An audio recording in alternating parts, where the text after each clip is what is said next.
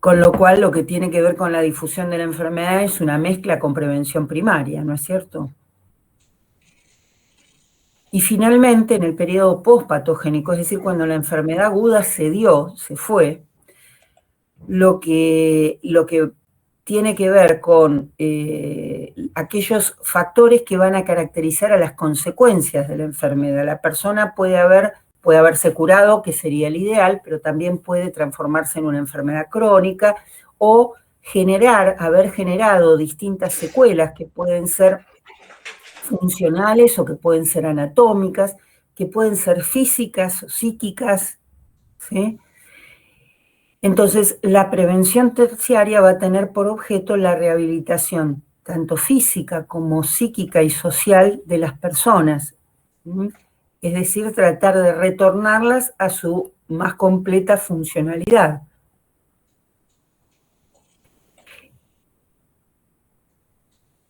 Después, si quieren, se lo subo, no es demasiado complicado el material, para nada, como están viendo. No sé qué les iba a decir. Les decía que esta división en 3 niveles de la prevención se hace porque en realidad cada nivel tiene su metodología de trabajo, sus herramientas y obviamente sus objetivos. Entonces es una división que permite manejarse con más fluidez, con la metodología propia de cada uno de estos niveles, ¿sí? Bueno, decíamos entonces que la prevención primaria tiene que ver con desarrollar y proteger la salud. Cada vez que abro la pantallita acá en mi computadora me aparece un cartelito que me dice que cuando quiera la cierre. Claudia, disculpa Sí, que te interrumpa, ¿te puedo hacer una pregunta sí, sobre la otra diapositiva? O sea, sí, esos son los niveles que nosotros tenemos como para, primero, el prepatológico, pero a veces vienen pacientes que ya, o sea, vienen con, no sé, una enfermedad avanzada, ponele. sí. Entonces, ahí, o sea, ya estaríamos en periodo pospatogénico, En periodo patogénico, porque si ya están enfermos, están en periodo patogénico, pero ¿sí? ponele que no tenés o sea, un tratamiento para poder, no sé, le hizo metástasis un cáncer, ponele, y ya no hay ningún tratamiento, ahí ya sí sería pospatogénico. No, en realidad en ese caso tenés razón, es un periodo, no es que se pasó la enfermedad, yo te interpreté mal. La persona está enferma y lo que uno busca, perdón, no sé, fíjate en mi campera, no sé qué decirte, perdón, discúlpenme. Lo que uno busca es es más fácil trabajar en el hospital. Lo que uno busca en realidad en ese caso tiene más que ver con lo que se hace en el periodo patogénico. No se va a poder evitar la muerte prematura de la muerte de la persona, no se va a poder lograr recuperar la salud. Lo que vamos a tratar en ese caso es de mejorar todo lo posible su estado general. No hay mucha prevención más que la prevención del sufrimiento en ese caso, todo lo que podamos, pero si es una enfermedad incurable no vamos a tener ocasión ni de prevención terciaria, ni de mucha prevención tampoco, más que del malestar del paciente, que no es poco en cualquier caso, ¿sí? Pero en Profe, realidad todo lo que tiene que ver con prevención, en realidad estemos en la etapa que estemos, es tratar de evitar digamos, las mayores consecuencias. Vos decías, Tobías dice, también puede pasar que un paciente vaya a kinesiología y no termine de leer el chat. Profe, Sí. perdón, ¿eso sería los cuidados paliativos o no? Nada que Eso ver. serían los cuidados paliativos en el caso de los pacientes terminales, ¿sí? Sí, tal cual.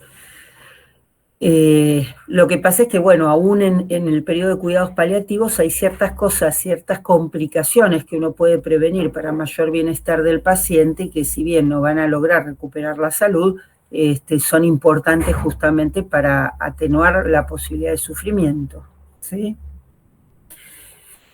Vamos entonces al tema de prevención primaria.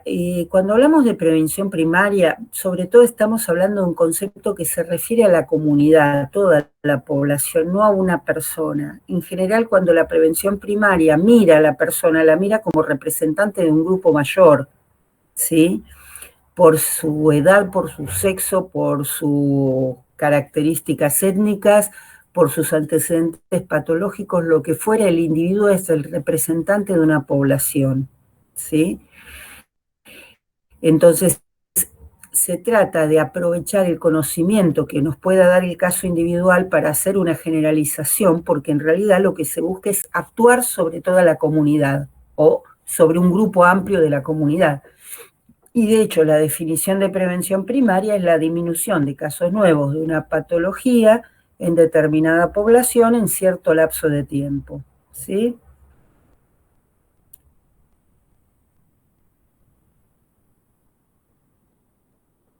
Entonces tenemos la noxa que estamos tratando de combatir o de prevenir, la población sobre la cual vamos a actuar y el tiempo en el cual vamos a medir esa eficiencia o esa eficacia de la prevención.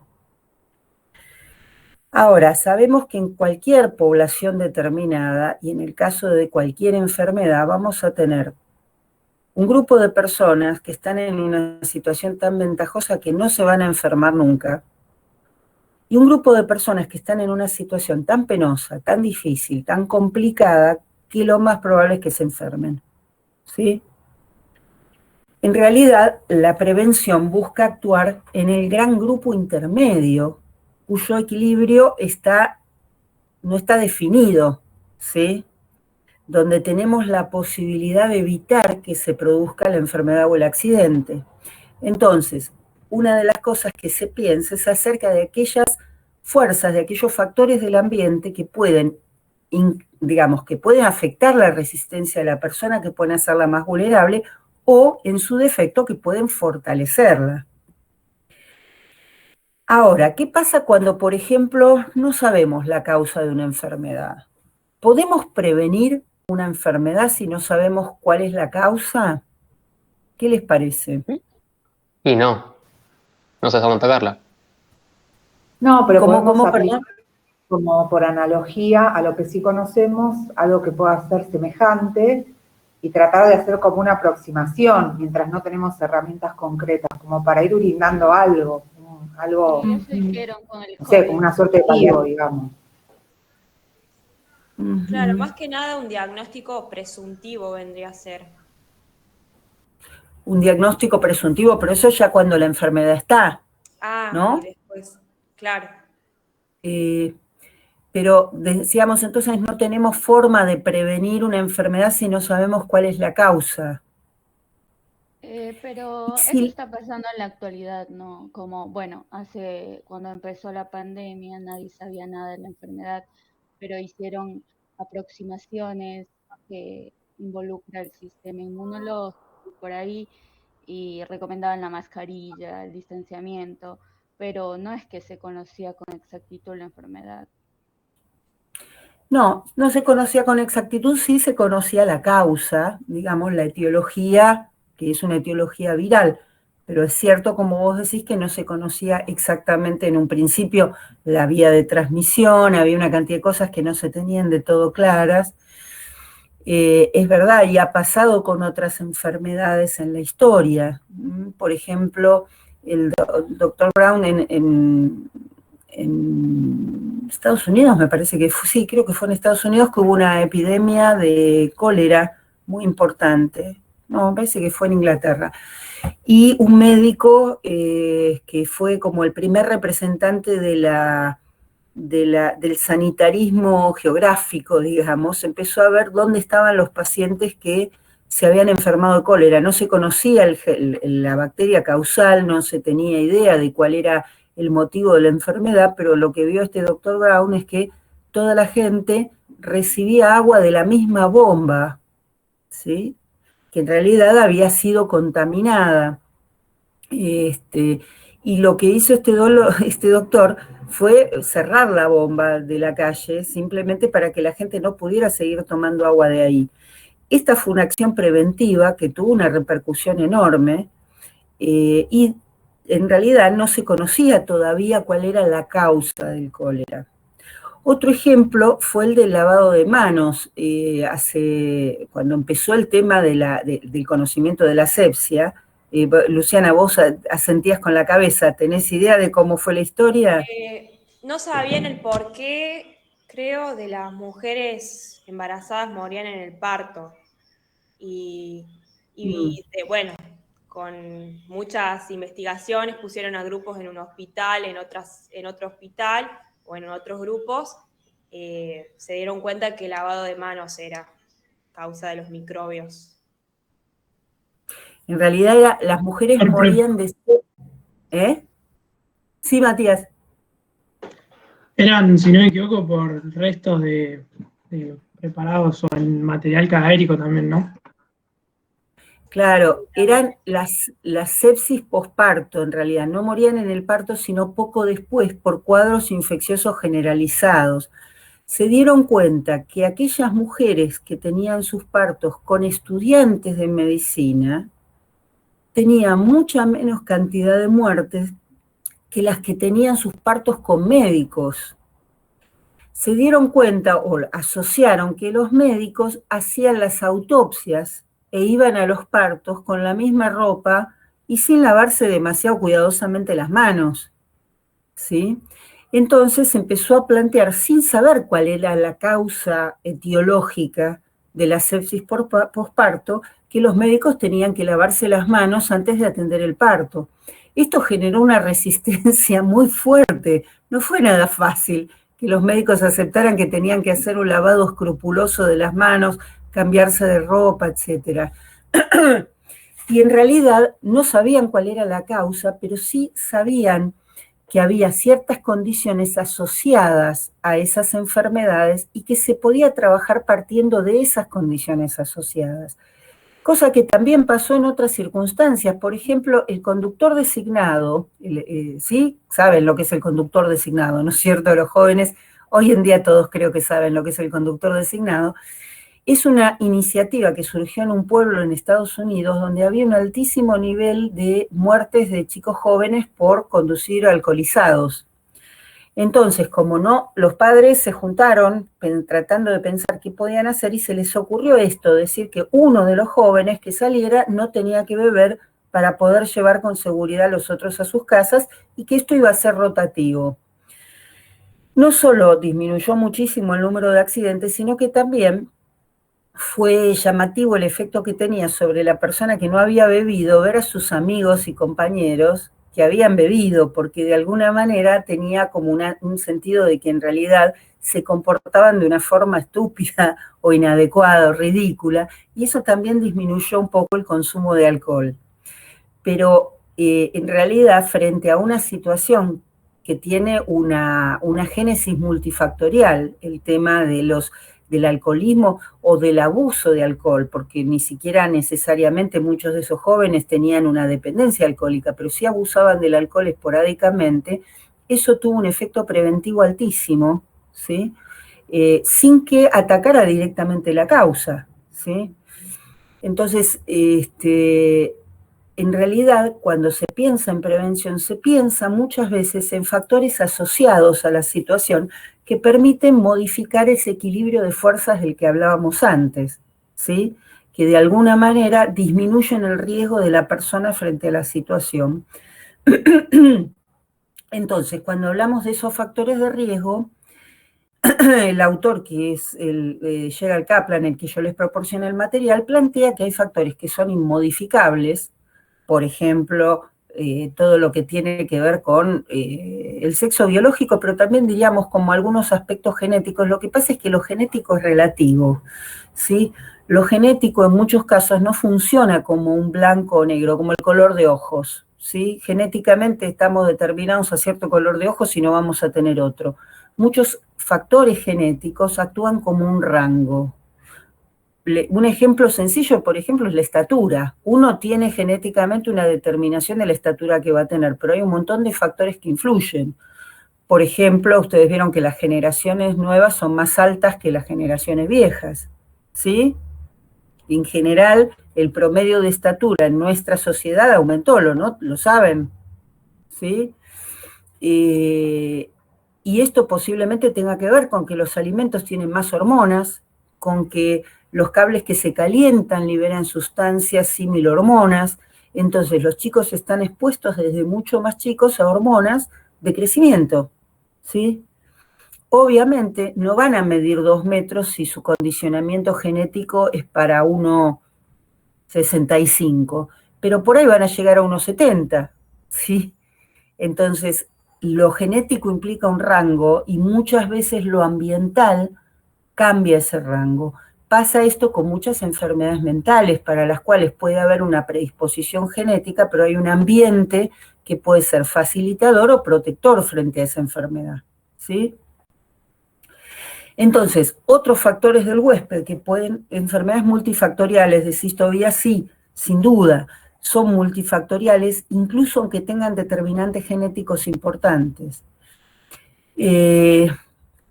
Otros factores del huésped que pueden ser más desarrollables y que tienen que ver con el desarrollo de la personalidad y la maduración, ¿sí? La tolerancia a la frustración, la tolerancia a la ansiedad.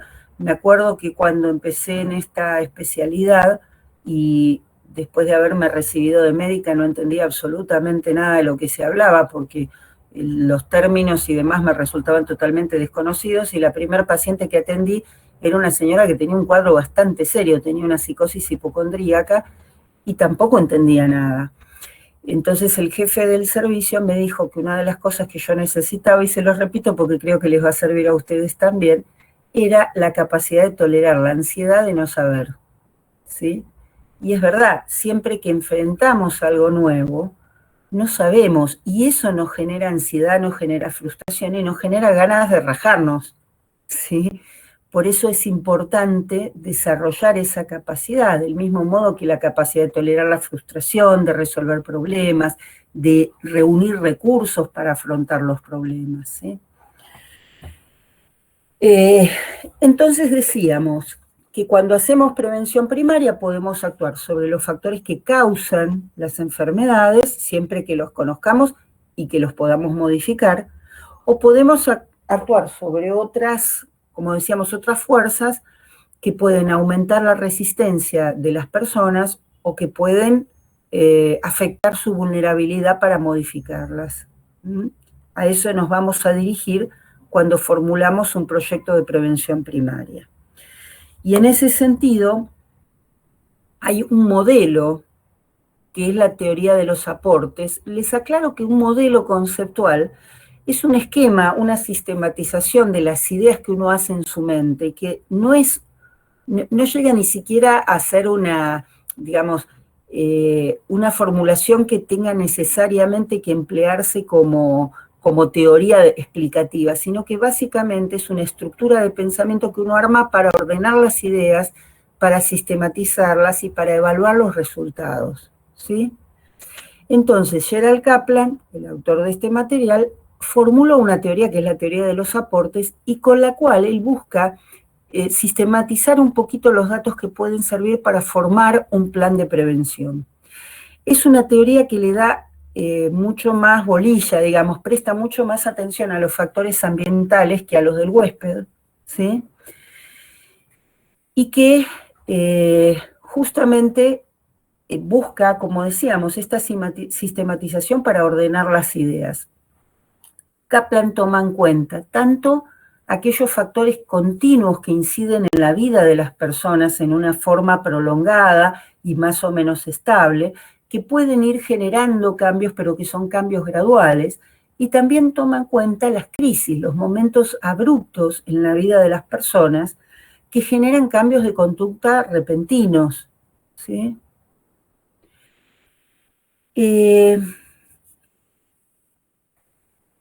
Vamos entonces a ver un poquito de qué se trata la teoría de los aportes, que es un modelo conceptual tan bueno como cualquier otro para formar planes en medicina preventiva. Tiene la ventaja de que es bastante simple, pero sirve tanto como cualquier otro, ¿sí?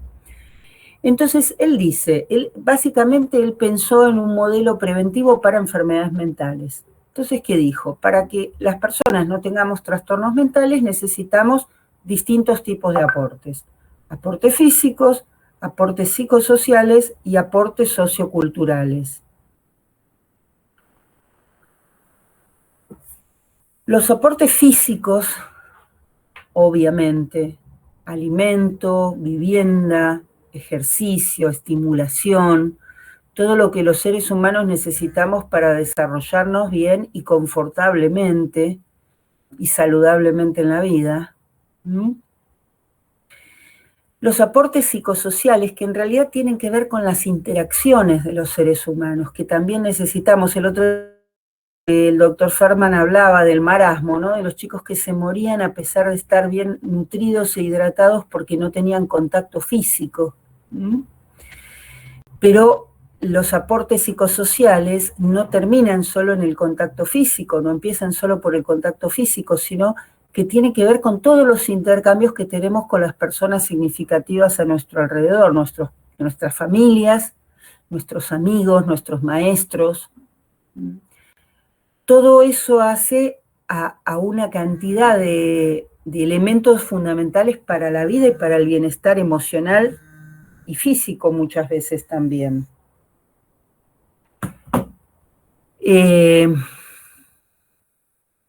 También las dividió, pero a los fines básicamente de pensarlas en necesidad, o sea, en la satisfacción de necesidades de intercambio de amor y de afecto, de limitación y control, que también necesitamos, ¿no? La necesidad de la frustración como una forma de aprender a enfrentar la realidad, siempre que esta frustración sea de manera óptima. Había un autor, Heinz Kohut, que hablaba de que el crecimiento y la maduración tiene que ver con la frustración óptima.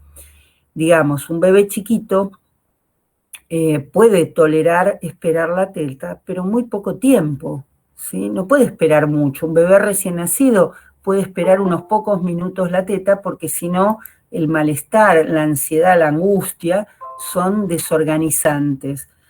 En cambio, después de 6 meses, el bebé puede esperar por la teta o la mamadera, la mamá le habla, le canta, lo distrae, y de esa forma puede tolerar la espera bastante más tiempo que un bebé chiquito. Es decir, que de acuerdo a la experiencia de frustración que después va seguida por la satisfacción, en tanto esa frustración sea adecuada a la edad del niño, va a ser posible tolerarla e ir creciendo, ir incorporando en sí estructuras que le permitan tolerar cada vez frustraciones un poquito más grandes, ¿sí?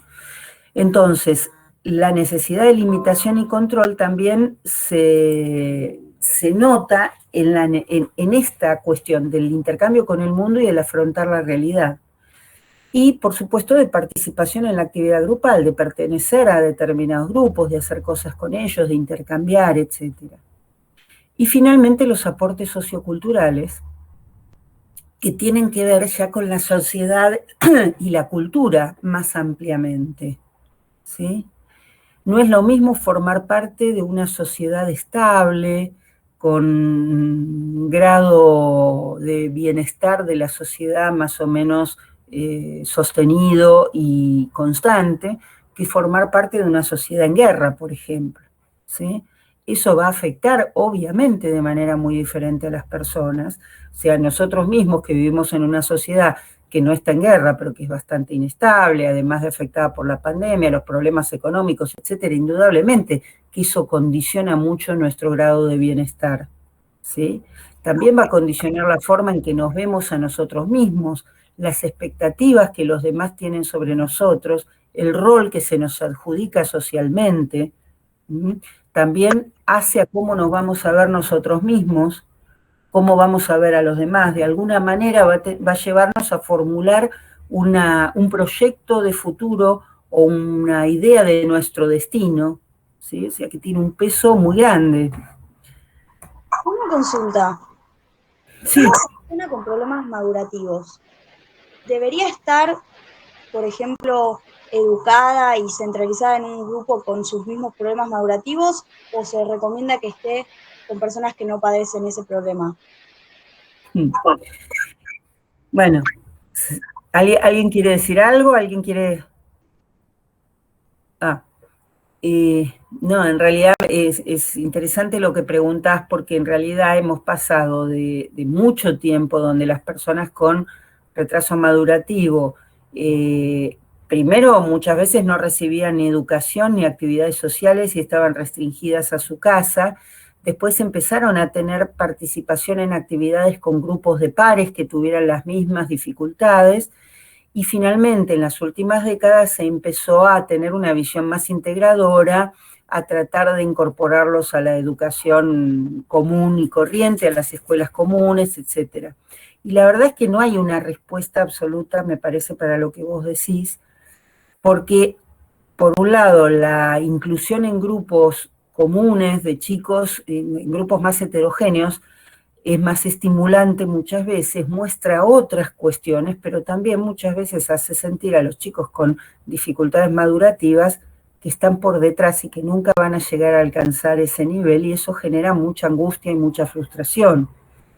Entonces, en verdad es bastante difícil determinar qué es lo mejor. Probablemente sea algo que hay que ver en cada caso individual, ¿sí?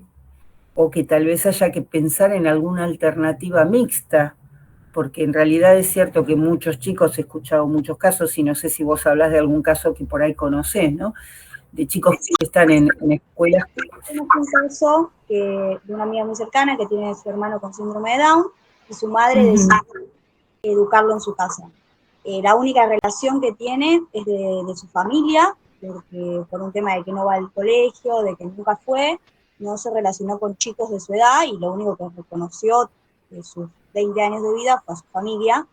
Y siempre me pregunté qué sería mejor, si relacionarse con personas con su misma discapacidad o si debería pertenecer o formar parte de un colegio que lo estimule su enfermedad, ¿no? Por así decirlo.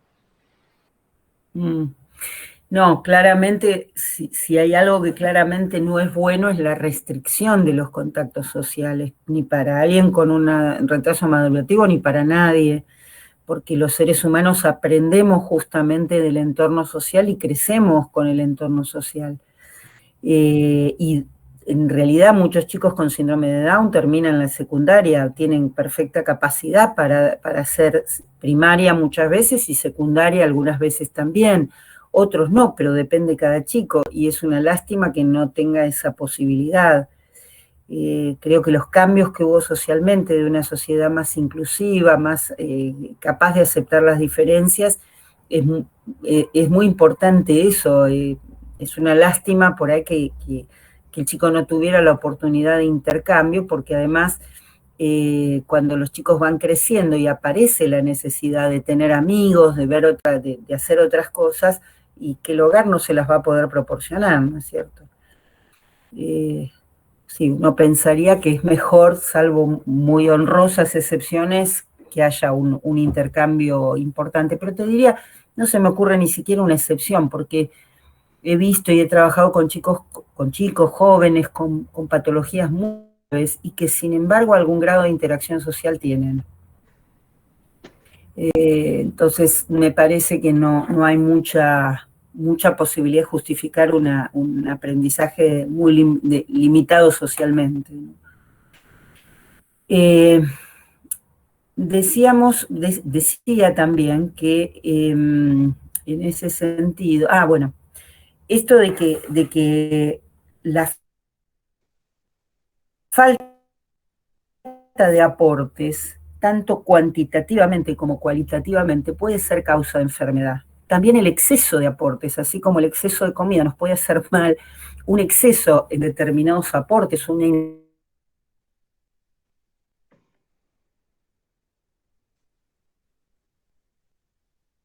temprano. ¿Se me trabó a mí sola?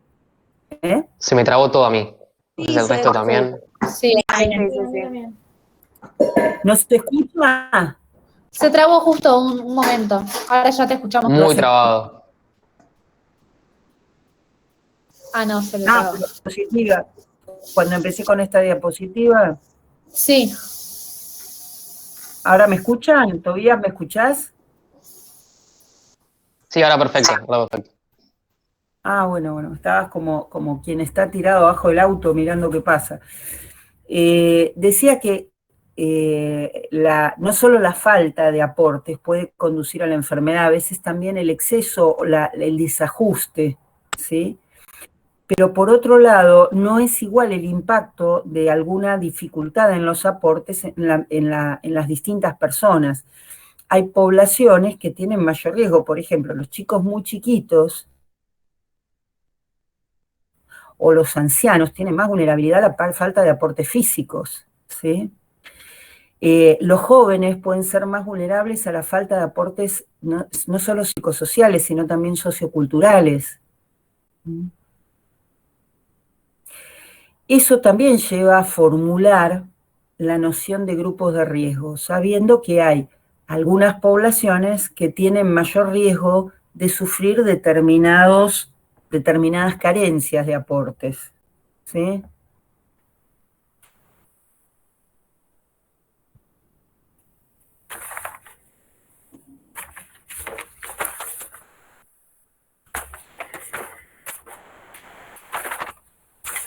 Bueno.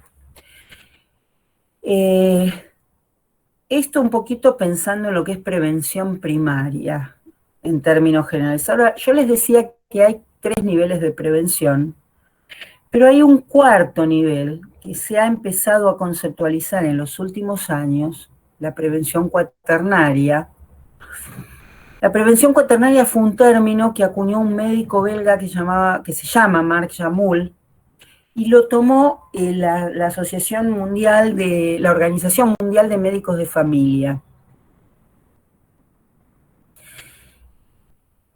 ¿A qué se refiere con prevención cuaternaria? A la búsqueda de evitar las consecuencias de intervenciones sanitarias innecesarias o excesivas, ¿sí? A raíz de los grandes desarrollos que ha tenido la medicina en las últimas décadas sobre todo, a partir de los 90, les diría, con todo el desarrollo tecnológico, la imagenología, la genética, una cantidad de desarrollos enormes, y la progresiva medicalización de la vida, por decirlo así, en las sociedades avanzadas, se empezó a pensar que había muchas personas que terminaban teniendo graves problemas de salud, graves consecuencias, a partir de las intervenciones médicas. No por mala praxis, no por errores, sino que muchas veces la medicina bien usada, también bien usada en el sentido de, no es que le dieron una indicación de un antibiótico que era nefrotóxico a alguien que tenía un solo riñón y se lo estropearon, sino no producto de error, sino producto de que la medicina a veces, incluso usada por protocolo, puede tener consecuencias que no son deseadas y que hay que poner en la balanza riesgo contra beneficio. Entonces, yo les mando también dentro del material un artículo español acerca del tema que me pareció muy interesante y que plantea que hemos atravesado diversas etapas en lo que es la salud pública, que han impactado en la clínica médica también. La primera etapa fue la etapa sanitaria, estamos hablando de la antigüedad, cuando se planteaba que desde la época de Galeno, que los responsables de las enfermedades eran las miasmas, es decir, el aire contaminado, y que se proclamaba la necesidad de la higiene, de airear las habitaciones, de hacer una vida sana, del deporte, para tratar de mantener la salud. En realidad se pensaba en la salud más como algo producto de la conducta de las personas que de los médicos, ¿verdad? Después vino la época infecciosa, dice este autor español, durante la cual empezó el surgimiento de los antibióticos. A partir de la penicilina, de las sulfas, empezaron a nacer toda una familia de antibióticos y se empezó a ver que en realidad muchas enfermedades eran curables con los antibióticos y que ya no era necesario realizar demasiada prevención de muchas cosas, porque los antibióticos las iban a resolver. Por ejemplo, la sífilis. Entonces, la salud empezó a verse más dependiente de los médicos, ¿sí? No como algo que estaba dado, que podía cuidar la persona, sino que tenía que ver mucho con los médicos, y esto se fue acentuando progresivamente cada vez más. Hubo Termino. Hubo otros cambios que tuvieron que ver, él dice, con una época, primero, como les dije, la época sanitaria, el periodo de las enfermedades infecciosas y los antibióticos, y el periodo de los grupos de riesgo, ¿sí? Más o menos hacia fines del siglo pasado empezaron a buscarse, como decíamos antes, asociaciones de las características de las personas con determinadas enfermedades, los factores de riesgo. Empezaron a identificarse un montón de conductas, de patologías y de una cantidad de cosas relacionadas con las enfermedades que las personas podíamos evitar para prevenir determinadas enfermedades. Por ejemplo, la obesidad, el sedentarismo, el tabaquismo, la hipertensión, etcétera, etcétera. Lo que plantea este autor es que los factores de riesgo para algunas patologías han llegado a ser tantos que ya no tienen demasiado sentido, pero en algún punto empezó a pensarse a la enfermedad como producto de alguna conducta inadecuada de la persona, ¿sí? O sea, si yo me enfermo de cáncer de pulmones porque fumé, la culpa es mía, ¿sí? Entonces, en algún punto el tema del factor de riesgo empezó a darle a los médicos un poder muy grande, y muchas veces ustedes van a ver médicos que retan a sus pacientes y les dicen, pero usted, porque hace esto, porque hace lo otro, porque no camina, no baja de peso, no esto. Y la verdad es que muchas veces los pacientes no pueden, no logran encarar eso a pesar de sus deseos. Y de alguna manera el concepto de factor de riesgo muchas veces sirvió para culpabilizar a los pacientes. Y finalmente dice, estamos en una época que es la época genética, ¿sí? La genética ha avanzado mucho y es muy probable, dice, que en algún momento se pueda saber que alguien va a enfermar antes de que enferme, y que los seguros médicos le exijan a alguien que se trate para una enfermedad que todavía no tuvo, para aceptarlo, por ejemplo. O sea, esta cuestión de cómo va pasando el poder hacia la medicina y hacia las instituciones, y cómo la salud cada vez parece más alejada del alcance de las personas sin esos intermediarios. Este es un cuestionamiento que tiene sus bases reales y que también es ideológico. Les digo porque si ustedes leen el artículo va a haber un montón de cosas que a lo mejor les van a parecer bien o no, y creo que todas se prestan a discusión y cuestionamiento, pero es muy interesante esto de poder pensar que muchas veces la medicina en sí tiene consecuencias y que no siempre lo que aparece en los libros es lo deseable. Si uno ve, por ejemplo, ¿alguno conoce a un gerontólogo? Por algún familiar suyo que tiene que tratarse. No.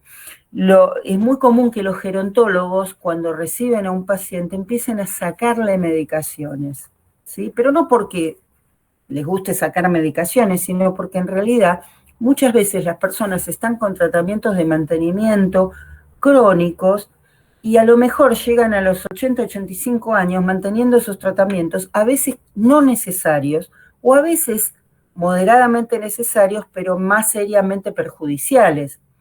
Entonces, siempre los actos médicos son una cuestión de equilibrio entre beneficio y perjuicio. Muchas veces el médico puede sentirse obligado a pedir determinados estudios que en otro momento no hubiera pedido, no porque esté mal, pero porque tal vez no son necesarios. Entonces, en este sentido es importante tener esto en mente, porque si no, muchas veces, como hablábamos la otra vez cuando hablábamos de la relación médico-paciente, cuando sentimos que no satisfacemos al paciente en la relación porque no tenemos tiempo, porque no podemos tener acceso a determinadas cosas, pedimos estudios, pedimos procedimientos, y todo estudio puede tener, o la mayoría de los estudios, tienen posibilidad de complicaciones y efectos colaterales. Entonces, hay que seguir sopesando eso. Lo mismo sucede con el uso de medicación, etcétera, etcétera.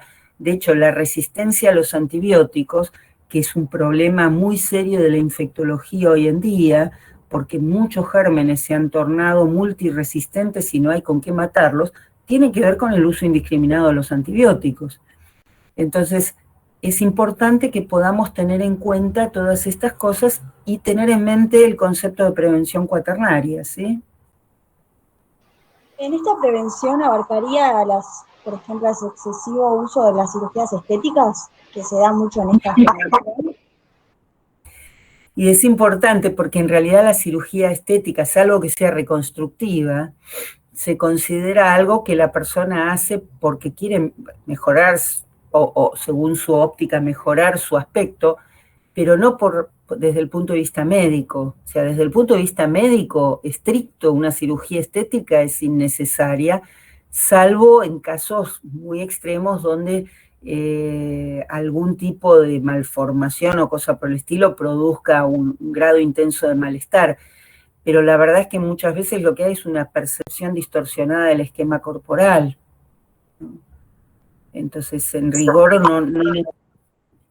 ¿Cómo?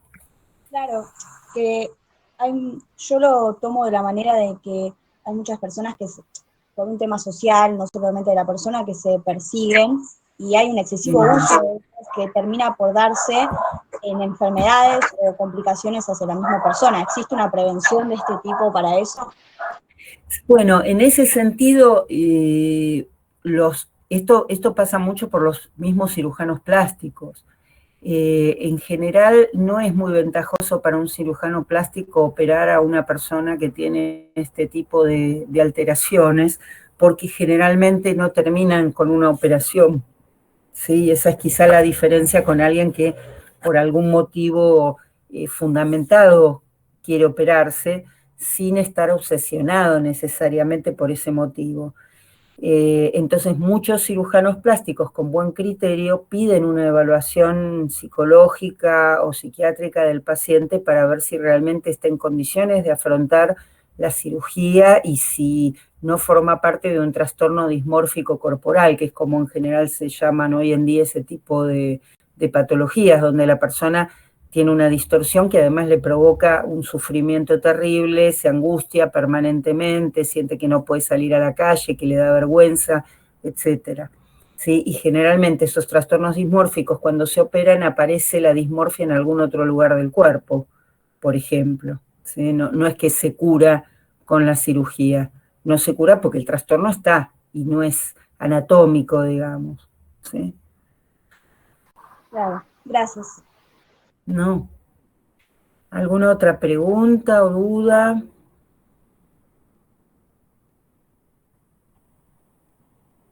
Bueno.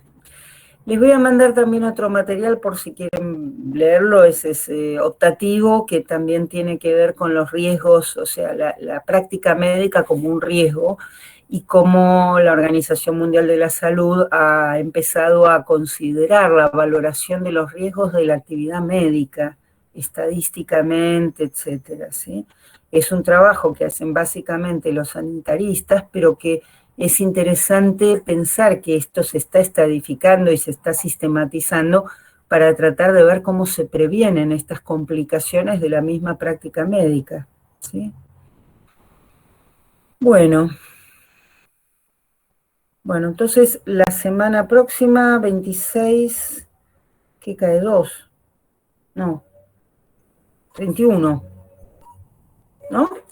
Próximo, esperen, perdón, un segundo que me quiero fijar. ¿Eh? Que cae 2. 2. Miércoles 2. Miércoles 2. Tenemos entonces, vamos a dar la clase de atributos del self, ¿sí? Que en realidad la idea era dar la continuación de la clase que dio el licenciado Gori sobre mecanismos de defensa y aparato psíquico, pero bueno, porque tiene algunos puntos de partida en esa clase, pero bueno, nos va a quedar un poquito separada, pero de todas maneras, como para que eventualmente, si quieren, relean la clase que dio el licenciado Gori para engancharla con esta otra que vamos a ver la semana que viene, ¿sí? Vale, muchas gracias. No, al contrario. Hasta luego. Los dejo en libertad. Hasta luego. Claudia. Chao, gracias. Sí. Chao, gracias. Chao, ¿Te puedo hacer una ¿quién consulta? pregunta? Sí, dale. Antes de que yo me metí un poco tarde, 5 minutos tarde, y ahora me habló del parcial. ¿Es el 7 del 7? Es la misma fecha que aparece en el cronograma. Claro, yo tengo un inconveniente. Porque yo rindo ese día también, justo, me coincide la fecha y creo que es el mismo horario acá, Ah, es eso lo al hablamos. mediodía. Yo les publiqué la resolución de facultad que si tienen menos de 48 horas entre exámenes pueden rendir el recuperatorio como parcial. O sea, vos con el certificado de que rendiste, te presentás al recuperatorio y es como si fuera el parcial. Si te llega a ir mal, podés dar recuperatorio. Ah, listo, perfecto. Pues justo me coincide esa hora con fisiología y nada, medio lío, por eso. Bueno, no sabía, No tenés gracias. chance. Chao, hasta No, luego. Chao, chao. ¿Alguna otra pregunta, duda, gente? No, al contrario. ¿Cuál es la Chao. fecha del recuperatorio? A ver, espérate que entro en el cronograma porque no me la acuerdo. Ah, ok. Dame un segundo. Porque estaba todo ahí, pero... Yo lo tengo acá y es el 4 de agosto. El 4 de Claro, agosto. justo después de las vacaciones. Ah, claro, porque viene después. Sí. Y hay un recuperatorio más para el que no pudo rendir en ese o al que le fuera mal en el parcial, en la fecha de recuperatorio. Profe, si yo tengo parcial Bueno. el lunes y el miércoles tengo parcial de salud mental de esta materia, lo puedo hacer, ¿no? Sí, Sí. pues son justo 48 horas. Ah, buenísimo.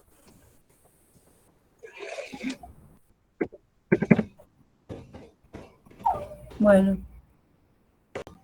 Bueno, gracias. Bueno, hasta hasta luego. luego. Chao. Chao, Gracias. muchas Buena gracias. semana. Nos vemos. Chao, gracias.